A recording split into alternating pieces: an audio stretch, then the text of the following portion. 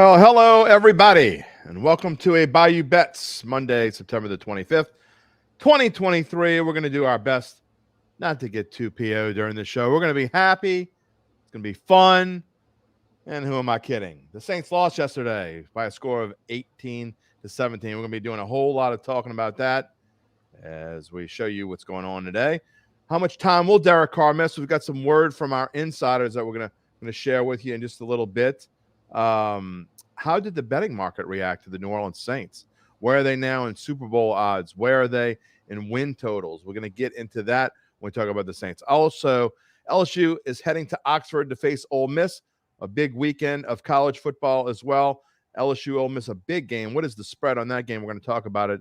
And then Spencer and I also are going to talk about tonight, Monday Night Football, another doubleheader, Eagles and Bucs, Rams and Bengals. Spence, we got a lot to talk about. What's going on? Yeah, we sure do, Jim. Yeah, I'm excited, man. It sucks to see what happened yesterday. I was thinking I was going to have to eat crow because I had predicted the Saints loss, up 17-0 at half. Well, my prediction's wrong, but at least Saints fans will be happy. But I saw it coming, though, in the second half when Carl went down. I was like, uh-oh. And then sure enough, it unraveled, and Jordan Love really caught fire at the end. Hats off to him for playing well. And the Saints defense, you can't blame them too much because the offense did them no favors in the second half. And, yeah, there's only so much they can do. 18 points, nothing to sneeze at. But, yeah, unfortunately, just a little bit short. Let's get it right into it because I don't think I could disagree with more than what you just said. All right. Let's get it on. We're going to start with Derrick Carr. I think them losing had zero, and I mean zero, to do with Derrick Carr going out. Obviously, you don't want your star quarterback to go out, so that sucks. The fact that he's going to be gone for a little bit of time. Again, we're going to talk about what I talked to one of our insiders today and what I am hearing. I'll get to that in just a minute. But the defense, yeah, sure, they stunk. They shouldn't have allowed 18 points in that fourth quarter. But they weren't good before then. I just because they had allowed 0 points, I thought they were terrible. I thought the Saints as a whole were awful all day yesterday. I said in my podcast, if you before the 18 points, if on a scale of 1 to 10, I graded the Saints as about a 3. I mean, the score was completely misleading of how close that game was. I mean, Jordan Love was terrible before he caught fire to me in the fourth quarter and he got hot. But the Saints offense, other than Alontae Taylor, I thought was bad. They couldn't get any kind of pass rush going. They couldn't get in there in Jordan Love. They were allowing A.J. Dillon to do things that he hadn't done in the first 2 games of the season. I just thought they played poorly as a whole. And I don't think Derrick Carr actually played that well either. But the offensive line is the number one thing that we got to talk about today. And, you didn't bring that up, so I can't say I disagree with everything because I can't imagine you're going to disagree with me on the fact that the O-line might be one of the worst in the NFL. Well, it's not good, but I'll have to push back a little bit on that. Derrick Carr's got to not hold on to the ball for so long, especially on the hit in which he got injured. I know the O-line's not great, but that's something he's been kind of struggling with. And Jameis Winston, too. I mean, you've got to – and that's not just their fault. Also, Pete Carmichael. I blame a lot of this on Pete Carmichael as far as you got to design some quicker plays. If you know your O-line stinks, you got to design more quick passes. And hopefully with Alvin Kamara back this week, they can do that because it's just, taking 12 sacks now on the season. That's ridiculous. I had this debate with someone on Twitter earlier today. He's throwing in 1 Mississippi, 2 Mississippi. I don't know how much faster you want him to go. Unless you want him to just take the snap and throw all in one motion, I don't know how much faster he can go. So, I don't disagree with you. I think Pete Carmichael had his worst game of the year yesterday. What I don't understand is the fact that, Taysom Hill ran all over Carolina 2 nights ago, and he refuses to use Taysom Hill 2 games in a row. It's not just yesterday, but all of last year as well. Taysom Hill would have a great game, and then he would be nowhere to be found in the next game. It's almost like, I'm going to outsmart you outsmarting me. I don't understand what he's trying to do there. It makes no sense to me whatsoever that they wouldn't use Taysom Hill. He ran the ball 4 times yesterday. He had 1 catch as well. I don't know where Taysom Hill was yesterday, but he wasn't on the field nearly enough. So Pete Carmichael keeps trying to outsmart himself, and he is outsmarting himself. Just keep it simple, stupid. The old KISS method. Keep it simple, stupid. It's not that hard to figure out. Use Taysom Hill. There's a reason why he rushes for so many yards every time he's in there. But no, They want to get cute, and it cost them yesterday a lot more than a football game. Yeah, especially when your running backs have been struggling as bad as they have been. No Saints running back has had over 50 yards this season, and that's a problem. That's insane. Through 3 games. I mean, Jamal Williams, well, he got hurt the second game, but first game struggled. Kendre Miller back this week didn't do a whole lot. They had a lot of Tony Jones, and we know how that we've seen that act before. That's not what you want as your starting running back. So yeah, Saints running game has got to get solved, and so Alvin Kamara is going to have a big workload on his hands this Sunday because the guys filling in for him did. Terrible job. That's definitely true. Look, anybody who's blaming anyone else, but if you want to blame Pete Carmichael a little bit and throw Dennis Allen in there, fine. I don't have a problem with that a little bit for some of the play calling and what Spencer was talking about earlier and what I said about Taysom Hill. That's fine. But to me, really, the offensive line deserves 85 to 90% of the blame. I've been saying for 6 weeks now, they're going to get Derrick Carr killed. They didn't get him killed, but they got him a separated AC joint, and it's not good. It's not going to be any better for Jameis Winston either if they don't start protecting the football. And I said this morning on the podcast that Trevor Penning, I had to give him a little bit of an apology because it wasn't Trevor Penning yesterday. But Trevor Penning actually played a decent game. The left side of the line as a whole, I thought, played a decent game. Andrus Peat was back in there. I thought he did a good job when he went in there. It was the right side of the line that got blown up. James Hurst, when he moved to right guard, because Cesar Ruiz got hurt. And Ryan Ramczyk was getting blown up. He couldn't block you or me yesterday. I don't know what's going on with Ryan Ramczyk, but he was not very good yesterday. And to be honest, Spencer, he hasn't been very good all year. And that's a major problem if he's not himself, because that was the one piece you could count on every year to always be reliable, play all the games, and perform at a high level. So, yeah, if he's slipping a bit, then, this could be beyond just a temporary issue. This could be a season-long issue. And if it becomes a season-long issue, then, yeah, this team's not going to – I mean, I predicted 9 games, and I'm going to stick to that even with the Carr injury and the poor O-line. I feel like the defense is still good enough, and the receiving core is talented. Kamara will be back. But there's a lot of issues, though, so this is a wake-up call. All right, let's get into Derrick Carr and the injury itself. And what I'm hearing from the insiders. Had a little chat with one of our team today. And I don't really want them to have to go on the record or talk about what I've been hearing. But it sounds like the Saints are a bit more optimistic about Derrick Carr's injury. And, the interesting thing about it, Spencer, I was watching the Red Zone channel, and I had no idea that that's even what it was. I thought the way he went down and the way they carted him off and took him right to the blue tent, I was thinking that it was potentially a concussion, which isn't good. But if you have a concussion, the chances are you'll be back. You maybe miss a week. You'll be back week after that. And then you start hearing about the potential of the shoulder injury. And then when they took him to the hospital, I'm like, oh, my goodness, this is way worse. So I had no idea that it was that severe. And then you see Ian Rappaport talking about, well, it's not season ending. Well, the fact that it could have been season ending is scary enough in itself. So, it could have been a whole lot worse, it sounds like. But the gist that I'm getting from the insiders, the fact they're optimistic, it's sounding more and more. And again, this is speculation. This is nothing from the team. This is nothing official, but it's sounding like it's a grade 2 sprain / separation, which would mean 2 to 4 weeks. And so if that is the case, if it's 2 to 4 weeks, then you can live with that. You miss anywhere, even if you have to miss 4 games on the worst side of things there, that is definitely a plus. Because if it's a grade 3 tear, then you're talking 6 to 10 weeks, and that's most of the season. If it's on the latter end. So that's a scary proposition too. So if it's 2 to 4 weeks, you can live with that. Right. Yeah, definitely dodged a bullet there, because any more than that, it's like you don't want more than 2 to 4 weeks of Jameis. He's not the worst thing in the world, but he's just not someone you can rely upon for an extended amount of time. So yeah, exactly. I mean, Derrick Carr just got more upsized, better decision maker. So yeah, he should be back though. And as long as the Saints can go, he'll probably, if I had to guess, miss the 4 weeks. I wouldn't think they'll try to rush him back, but it's one of those things, like as long as they can go 2-2 in that stretch, assuming he misses all 4, then you just got to hope you can tread water, because this division, to me, it's still very much for the taking. Tampa Bay tonight has a chance to take control. I don't see that happening. So, yeah, I'm with Travis. I think the Saints will be fine.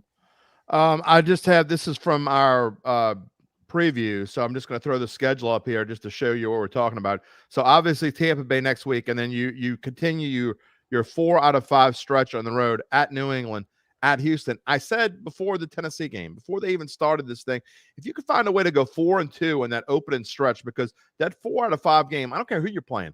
You're playing 4 out of 5 games on the road. That is tough. They still have a decent chance, I think, Spencer, to go 4-2 in that opening stretch.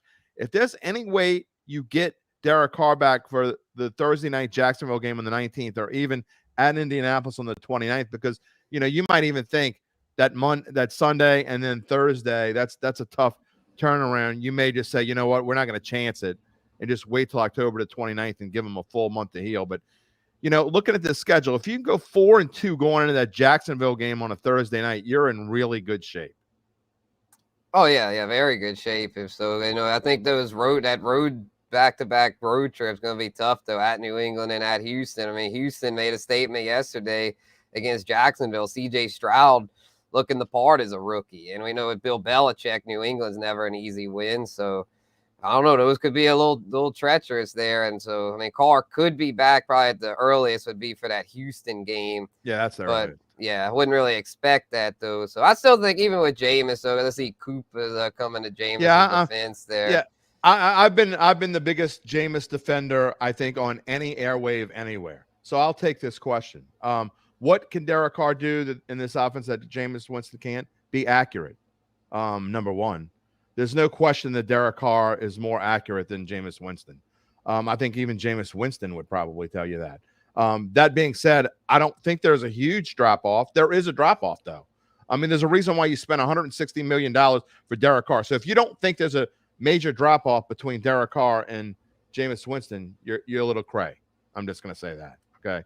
Again, $40 million against $7 million a year. There's a reason why that is the case. And Nathaniel's saying that Winston's numbers were better last year at Tampa Bay than Carr's numbers last year with the Raiders. You're comparing apples to elephant turds. I mean, seriously, that's not even a comparison. You can't compare what Jameis did with this team to what Derrick Carr did with the Raiders. I mean, you think the Saints line is bad? Last year, the Raiders line was worse than the Saints line is this year. That's not good. I did not type this up, Chloe. Chloe. I called you Chloe again. Zoe. I did not type this up. Winston isn't Fields, so there's that. We're going to get into the Bears because there's, to me, Spencer, one of the most interesting, and I'm not joking at all when I say this. One of the most interesting games in the NFL is going to be played at Soldier Field this Sunday. I'm not exaggerating. And I'd like to, you know what? Maybe I wonder if Zoe, would you come on? Shake your head. No, yes. She's saying no. She won't come on to talk about it. I'm not kidding. I'm going to be watching that game for sure. But we're going to talk about that in a little while. All right. Next thing we want to have to talk about here is if you look at the Saints futures, I put them on the screen. This is after Derrick Carr's injuries.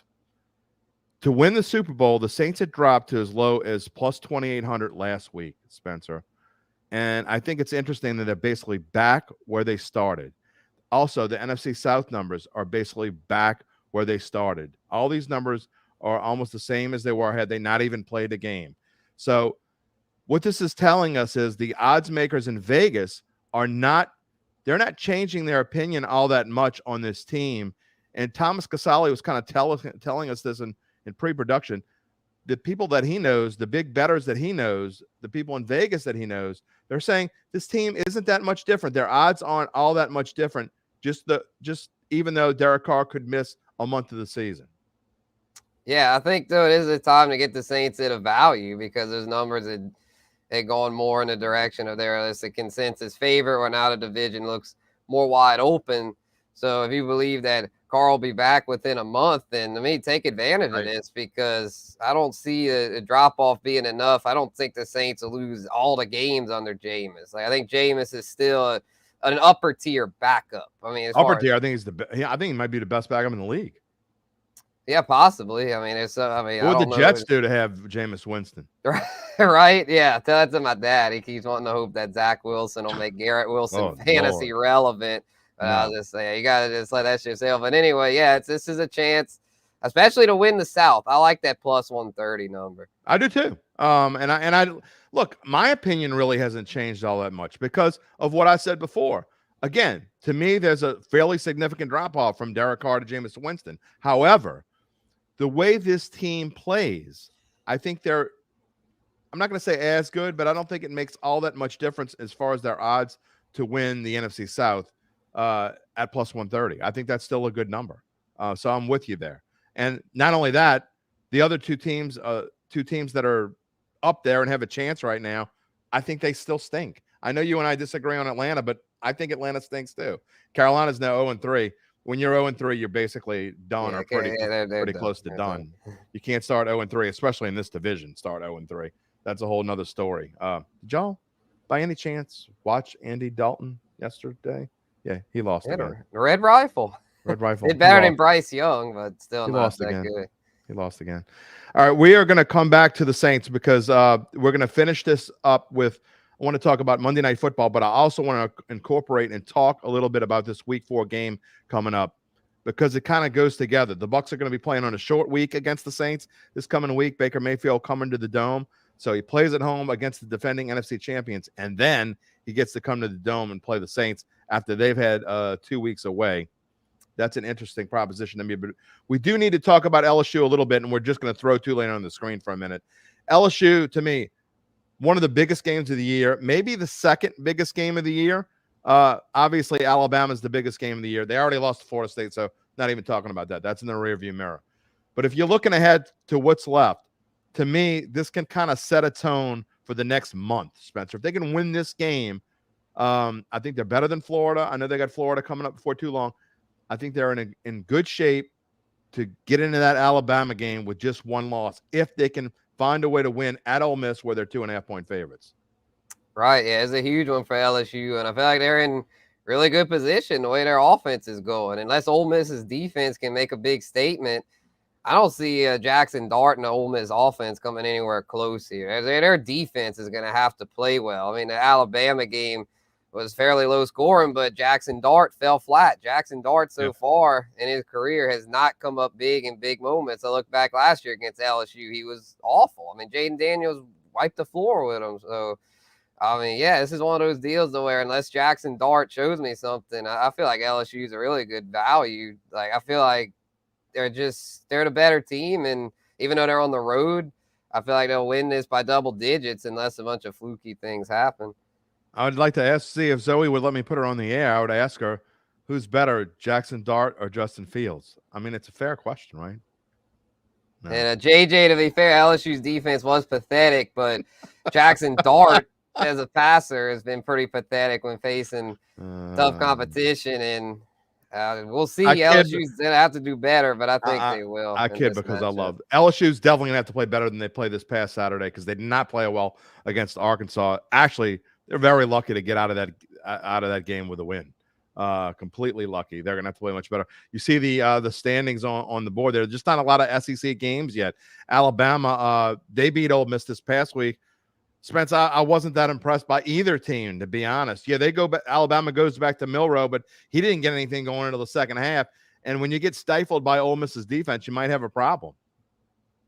Right, yeah, so it could be a little tricky. Another thing, though, I think LSU may have been looking ahead here. Yeah, I mean, they were a big favorite in this game, so I think they were kind of looking ahead to Ole Miss because, I mean, Jackson Dart as a whole probably is better than KJ Jefferson. LSU's defense made KJ Jefferson look way better than he really is. So, yeah, they're going to have to step up here, and they better hope that was just a look-ahead slip-up. But, I mean, we saw that with Florida State. They had trouble with KJ Jefferson before, so that's not anything new. I think I don't know if it's his style of play or whatever, but LSU had trouble with KJ Jefferson last year.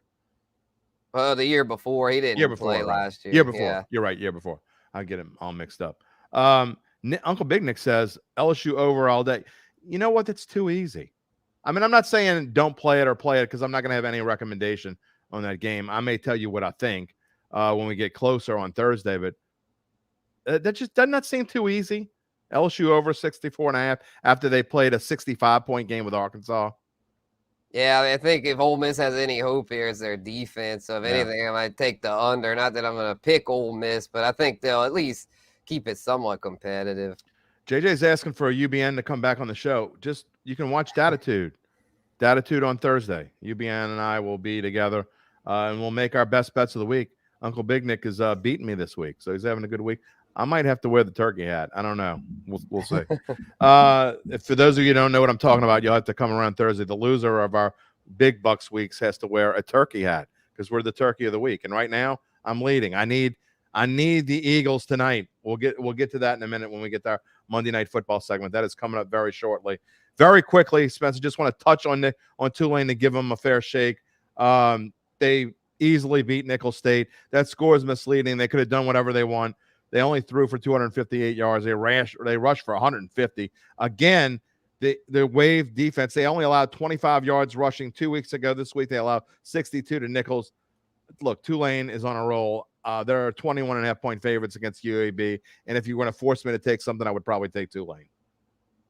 Yeah, I mean, it's not one I'm going to go running a bet, but exactly. It's just, because I mean, you never know what a backdoor cover might come up. But if you knew Tulane was going to play the starters all the way, this one they'd win by 28 plus, I'd say. So if you feel like I hope here will be if UAB could get an early touchdown or two, and then have Tulane keep the starters in longer. That's if you bet UAB. If you bet UAB, I'm not going to bet UAB. Yeah, the fighting Trent Dilfers, they are 1-3 coming into this game. Their only win is coming against North Carolina A&T. Although they did play Georgia better than probably most people expected. I think the final score last week was 49-21 against Georgia, but you can't imagine Georgia's heart was in that game either. No, because they got steamrolled by my raging Cajuns. There you go. Cajuns threw a little monkey wrench there. Well, not that they intended on it, but their quarterback got hurt, and it turned out the freshman backup was, in my opinion, better, Zion Chris. Yep. And so then UAB just didn't know what to do at that point. They didn't have any film on Zion. All right, we got about 7-8 minutes left in the show. I want to go back to the NFL and talk a little bit about Monday Night Football and how this relates to the Saints as well. We already have a question out there. I will throw it out if I can click on the right thing. I'm calling Zoe Chloe. I can't click on a darn thing tonight.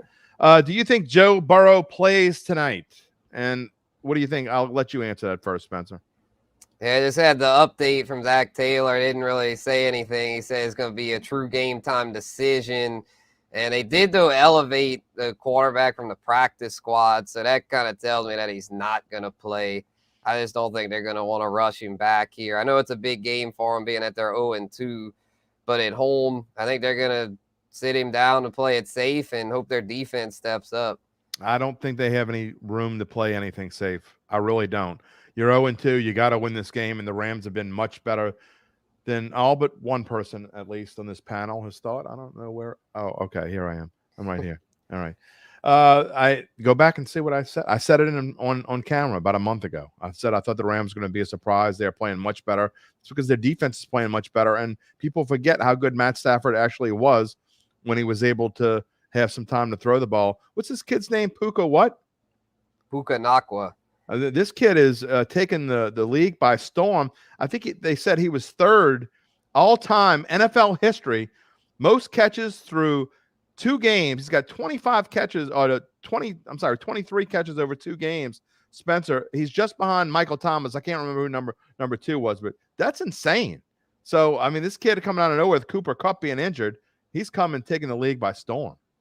Yeah, he's been amazing, PPR fantasy gold. I wish I had him in more leagues. I picked him up in a few. I wish I'd have been on his hype train in the offseason. I didn't realize how talented that kid was as far as just being able to get open like that. I mean, I'm sure he's running a lot of short routes, but he's gaining yards, and you got to get open. I mean, people make fun of Michael Thomas, call him slant boy, but he was moving the chains. I mean, you can't bat an eye at that. So, Puka kid's amazing. Call me that again, Spencer. Call me that again.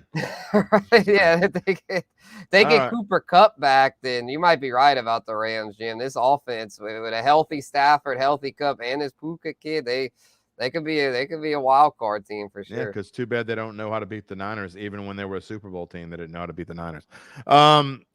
Puka over or under 5.5 catches. That's what his number is. Shoot, I'll take the over. I mean, he's at double digits the first 2 weeks. I think he was a little banged up, but he was also a little banged up last week with just some maintenance related issues, probably because he's been playing so much. But I think he's here to stay. I think he'll catch. I don't think he'll catch 10 again. I think he'll catch like 8. I'll go with 8. That's a scary bet because sounds like a Mabel kind of bet, doesn't it? How can you not bet over on that? I mean, yeah, you either have to bet over or nothing. Yeah, they must think it's one of those things where the Bengals are just going to really key in on this kid, which they very well might. I mean, I think the Bengals defense is going to be kind of an ugly game, even if Burrow plays. I think an the under. Yeah, I like the under too. All right, my picks tonight are, first off, one of my best bets of the week, and I haven't been very good this week, but first off, that kind of gets into our next little tiny quick segment here, our lightning round segment, because we're going to end the show with Saints Bucs and talk about that for about a minute or two before we go off the air. But the officiating, we had a things that make you go segment last week when we're talking about the Niners and the Rams and the unnecessary field goal to cover. We also talked about Denver on a 2-point conversion, a no pass interference call with an obvious pass interference. Spencer, there was something similar, I thought, yesterday in the Ravens-Colts game in overtime, an obvious, incredibly obvious pass interference penalty that if the Ravens were to get that on that 4th down play, I think they're probably like 85% to win because they're only like 5 yards out of automatic Justin Tucker range. And he probably could have kicked it from there because it was about the 40-yard line. Instead, they don't call it. The ball gets turned over on downs. Colts go down and kick it. Things that make you go, Yeah, so every week, though, I mean, that's just the nature of the beast with NFL officiating. It's just it's too hard of a game to officiate. The speed of the game gets faster every year, like we were discussing in the pre-production. So it's just, if anything, it's just going to get worse. So I hate to say it, but I don't see it getting any better anytime soon unless they get more AI involved to help these officials out. They may, who knows? But you know what? I watched a lot of USFL and XFL games. I'm not just saying this. The way they did officiating in both of those leagues, which was very similar in both leagues, was incredibly superior to what the NFL doing. And it had a lot of NFL people in it. So I don't know why they can't incorporate this stuff. I don't know why you do this stuff in the USFL and the XFL, and then you completely ignore it in the NFL. Bring it over. I want complete transparency, too, when you're talking about instant replays. You ought to be able to instant replay stuff like pass interference, especially in the final minute or minute and a half. I understand you don't want to do it throughout, and it can extend the game longer than it needs to be extended, but there needs to be things put in place to where things like that can't happen because that was clear and obvious. And, of course, I'm more pissed because it affected one of my best bets, but I was just as aggravated about it. I thought it was kind of funny because it happened to Sean Payton 2 weeks ago, but it was still just as aggravating that they can't get those things right. It really insane. We're going to talk about the Denver Broncos, and Williams is asking, do I think Sean Payton regrets a return to the NFL after an 0-3 start, 70-20 beatdown? When you score 20 points, Spencer, and you lose by 50, you got a problem. Yeah, I tell you what, I think Vance Joseph might end up fired, like straight up. I mean, Sean Payton's not a very patient guy. I think he might get fired today. Yeah, so it's like I think it might give him one more week. But if they lose to the Bears, then yeah, they're cleaning house over there. There you go. That's what we call a segue in the business, boys and girls. One of the most intriguing games of the season is this Sunday in Soldier Field. The Denver Broncos, who are 0-3 and lost by 50 points on the road yesterday, are going on the road again this week and are 3.5-point favorites in Chicago. I make a lot of jokes and I try to get at Zoe a little bit just about Justin Fields, but I don't understand that line at all. There is no way on God's green earth, and I'm not telling you I'm going to bet the Bears because they burned me last week and I'm pissed at them, but there ain't no way the Broncos should be 3.5-point favorites on the road. Yeah, I think there's some value with the Bears. I think this could be the week Justin Fields gets back right. I know he struggled, but Russell Wilson had been a whole lot better, so I think there could be a little bit of value there with the Bears. Hell raise rods with the Broncos. I don't believe that for 1 Russ second. Is trash. No, I ain't buying that for 1 second. All right, before we finish up with Saints and Bucs and talk a little bit about next week, and I mean for like 1 minute, I got to bring this up, mostly because I was forced to bring it up, okay? But however, we're going to bring it up anyway. The dumbest thing that I saw yesterday, and I mean the dumbest thing I saw all I care about is football. I want to watch football. I'm watching this Chiefs game, Chiefs and Bears. Do I have to see Taylor Swift every other second? I Yes, you don't do. give a damn about Taylor Swift. I don't care if she's dating Travis Kelce. I don't care if they're talking on the phone. I don't care if they're texting late at night and they're in that goo goo gaga phase. I really don't care, and it doesn't have anything to do with football. Can we stop talking about it now? Well, you better hope they break up, because if not, you'll be hearing a lot more about it. Because this is it's just the beginning of it. So if they stay together, she's gonna be at all the Chiefs games, and that's gonna be all the buzz. So just buckle up. Well, I guess if she's at the game, El Ray was talking about it before. You got to bet Kelce to score a touchdown on the player prop. I mean, Patrick Mahomes is going to throw him a touchdown because he never throws him a touchdown any other time. I mean, if Taylor Swift's at the game, he's going to score because he can't score if Taylor Swift's not there, apparently. I don't know. Yeah. All right, moving on. Let's finish up the show talking about the Saints. Saints Bucs this weekend. Like we said, I thought it was interesting, these future bets, plus 3,500 to win the Super Bowl, exactly where it was a few weeks ago before they even played a game. When the NFC South is actually up a little bit, plus 130. I think it was somewhere around plus 110, somewhere around that.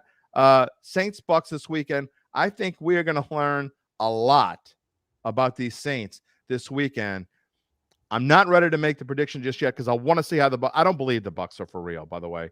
I love the Eagles tonight. I said this. It's not. I got it at -5, but I love the teaser, by the way. I love Eagles and Bengals teaser. Eagles plus 0.5 and Cincy plus 3 on a teaser tonight. But I think we find out who the Bucs really are tonight, and I think it's not good, just like we found out about some other teams. But I think the Saints are going to be in a really pissed off mood at the Dome next week. I like the Saints next week. Yeah, I like them too right now, because I feel like last year Jameis struggled in this matchup home against the Bucs, but I just don't see that happening again. And another thing, last year Kamara was out for that game, so that probably had a little something to do with his struggles. And now remember Kamara Mark Ingram will be back. So. You remember Spencer Mark Ingram fumbled on like the 5 or 10 yard line, and that started Winston's turnover spell. Yeah. Oh yeah, I remember it was brutal. So yeah, this is a big one here. This is one that could be. I mean, it's too early to call a game a must win, but definitely a season defining contest here in week 4. It's gonna be fun. We're gonna talk more about it on Thursday when Thomas Casale comes on, and we have our big Bucs segment. Let me see. Hang on. Oh no, here it is. Just in case, I got it ready. I got the turkey hat. Gobble gobble. If I need it, it's here. Hopefully, turkey in a week. Turkey in a week. It might be. I don't know. It might be the Bucs. If the Bucs can come through for them tonight. Before we go off, El Ray says Jameis's struggles are related to Jameis's decision making. I don't know if I don't think I'm ready to disagree with that yet. But he has some moments when he's really, really good too. Terry says she won the predictions last week against the Panthers Saints. What's her award? Your award is that you're mentioned on this show, Terry Fields. We give you a big thumbs up, and I might have to wear a turkey hat. I mean, that's a pretty good award to see if I might have to wear a turkey hat. That's pretty good. All right, Spence, any final thoughts? Oh, Zoe said she'll bake your cookies. Zoe's gonna bake your cookies. Okay. Nice. Let's see. My final thought of this. Let's just sit back and watch Baker Mayfield crash and burn tonight. Oh God, I hope so. Wouldn't that be great? All right, that is gonna do it. We will have Bayou Bets will be back on Thursday again. Thomas Casale and I will be talking about all the things that are going on next weekend. Then all 4 of us. It'll be me. It'll be Spencer. It'll be Thomas. It'll be Gabe. I don't know if Zoe's going to be in the background. She's worked like 142 days in a row, so I don't know if she's here or not Thursday, but we'll have to wait and see. Also, Datitude, Uncle Big Nick will be back with me Thursday morning as we do our best bets of the week. I'm sure he'll be gloating because he finally won a week. He's all thrilled. He's all excited that he finally beat me for a week. I'm sure he'll be gloating on Thursday. And then Friday, it's coming up. Datitude with me and Larry Holder. It is another fun-filled week. Saints are taking on the Bucs. LSU taking on Ole Miss. Tulane taking on UAB. We know you'll be back for the ride, and we'll have more information on Derrick Carr, I'm sure, by Thursday. Our Saints Insiders crew is all over it. Make sure you watch their podcast as well on the Saints YouTube channel. For Spencer the Guru Urquhart, for Zoe, don't call her Chloe Collins Wrath, I am Jim Derry. We will talk to you on Thursday. Have a good time watching Monday Night Football, everybody.